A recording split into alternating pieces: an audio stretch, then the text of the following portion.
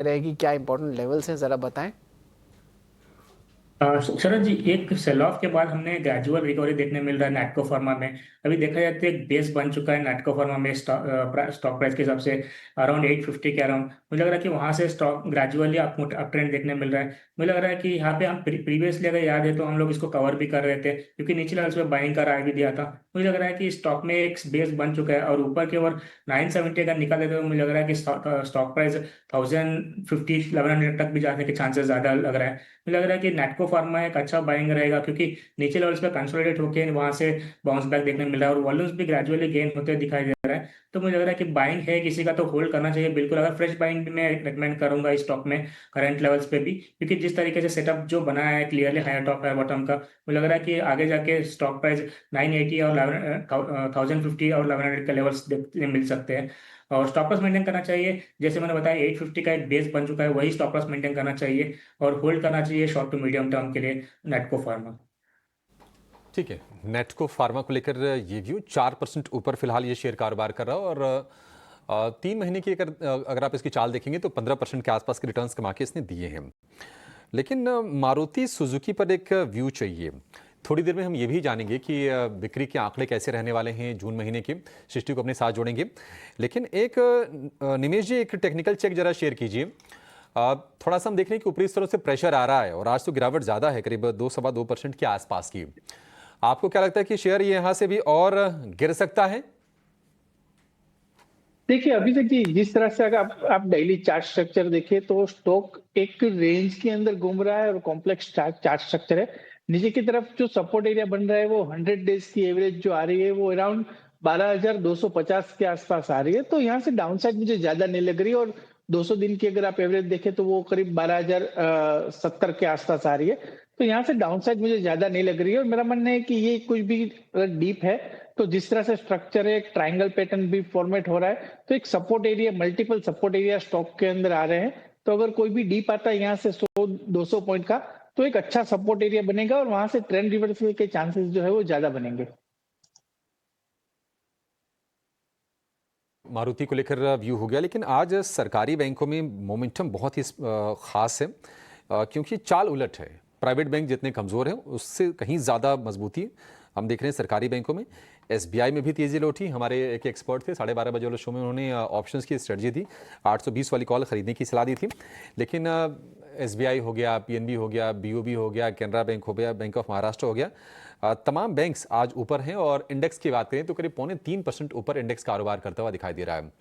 हरीश जी, अगर किसी को मान लीजिए थोड़ा सा पोजिशनल बेसिस पे चुनना हो अगर पीएसयू बैंक यहाँ से, आपके हिसाब से 2-3 जो टॉपिक होंगे पीएसयू बैंकिंग स्पेस में, आप वो कौन से होनी चाहिए? अभिषेक जी, जिस तरीके से देखिए पीएसयू बैंक्स में आज जो मोमेंटम दिखाया, मुझे लग रहा है कि इसमें मेजर दिग्गज बैंक्स में थोड़ा ये चलना चाहिए, जैसे कि कैनरा बैंक हो गया। जो कि कैनरा बैंक देखिए एक बिल्कुल डिप्स आता है, वहां से रिवर्सल देखने मिलता है हर बार। तो मुझे लग रहा है कि कैनरा बैंक में होना चाहिए। अगर किसी को पोर्टफोलियो में बना ऐड करना है तो मुझे लग रहा है कि Canara bank is the best bank, I think so. मुझे लग रहा है कि जिस तरीके से गोल्डन क्रॉस ओवर भी हम लोग बोलते हैं वो भी क्रॉस ओवर हो चुका है। नीचे के सपोर्ट जोन है अभी फिलहाल के लिए 107 के अराउंड 108 के आसपास है। तो वहां से फिर से एक बार रिकवरी देखने मिल रहा है आज के दिन में। तो ओवरऑल मुझे लग रहा है कि कैनरा बैंक एक क्लियर ब्रेकआउट है चार्ट्स पे, और लॉन्ग टर्म चार्ट्स पे भी एक क्लियरली एक ट्रेंड पॉजिटिव दिखाई दे रहा है। मुझे लग रहा है कि ऊपर के ओवर अभी 120 से लेकर 125 के लेवल्स क्लियरली दिख रहे हैं ऊपर के। मुझे लग रहा है कि कैनरा बैंक में होना चाहिए, जिसके पास अगर बाइंग है तो होल्ड करना चाहिए। तो मुझे लग रहा है कि अक्यूमुलेशन भी कर सकते हैं, जैसे हर कोई डिप में जो भी आता है मुझे लग रहा है अक्यूमुलेशन करना चाहिए कैनरा बैंक, और पोजिशनली होल्ड कर सकते हैं कैनरा बैंक को। ठीक है, कैनरा बैंक को होल्ड कर सकते हैं, लेकिन जुलाई की शुरुआत हो जाएगी कल से। और एक मानसिक ट्रेंड ये भी कहता है कि मान लीजिए जून में तो हमने देखी चौथी पॉजिटिव एक्सपायरी, और 2017 के बाद लगातार 5 पॉजिटिव एक्सपायरी हुई नहीं है। तो जुलाई का ट्रेंड जरा क्या कह रहा है, कुछ आपने आंकड़े निकाले हैं, जरा बताइए। बिल्कुल अभिषेक, देखिए बाजार में इतना ज़्यादा कमजोरी का रुझान आज के सत्र में दिख रहा है, लेकिन last day of the month है कल से, जैसे आप कह रहे हैं मंथ बदलेगा, जुलाई का महीना शुरू हो जाएगा। और काफ़ी इंटरेस्टिंग डेटा पॉइंट्स हमने हमारे व्यूअर्स के लिए निकाले हैं।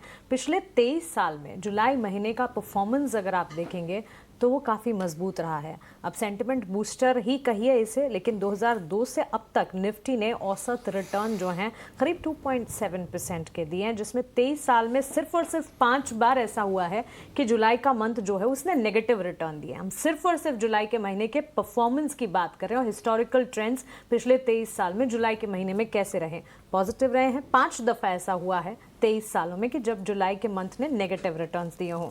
23 साल में से 18 साल निफ्टी ने पॉजिटिव रिटर्न दिए। 2022 में सबसे ज्यादा रिटर्न्स देखने को मिले थे, करीब 9% तक के रिटर्न्स वहां पर, और 2022 से सबसे कम रिटर्न्स की अगर बात करें तो 2002 में मिले थे, जहां पर नेगेटिव में ऑलमोस्ट 9 से 10% नेगेटिव रिटर्न्स। तो 2022 में जुलाई के महीने में सबसे ज्यादा रिटर्न्स थे करीब 9%, और 2002 में सबसे कम थे, करीब 9% की गिरावट निफ्टी में नजर आई थी।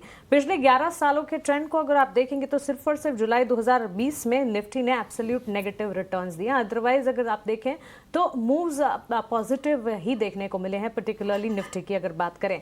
और अन्य सभी जुलाई में 0.3% से नेगेटिव 8.7% तक की पॉजिटिव क्लोजिंग, यानी कि all in all positive closing देखने को मिली है।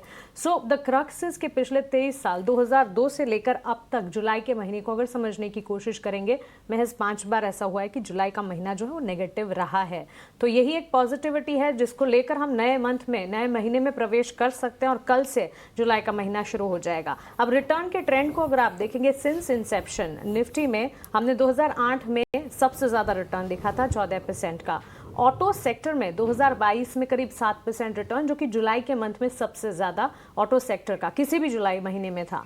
एनर्जी स्पेस में करीब 13% तक का रिटर्न या 2018 में नजर आया। तो ठीक इसी तरह एफएमसीजी, आईटी और मेटल्स के ट्रेंड्स की भी हम बात करें तो जैसे आप अपने स्क्रीन पर देख रहे हैं, जुलाई में ये सारे के सारे स्पेसेस जो हैं, सारे सेक्टर्स जो हैं, इसमें निफ्टी आईटी को भी इंक्लूड किया है हमने, निफ्टी बैंक निफ्टी, और साथ ही सेक्टर स्पेसिफिक चार्ट को भी इंक्लूड किया है।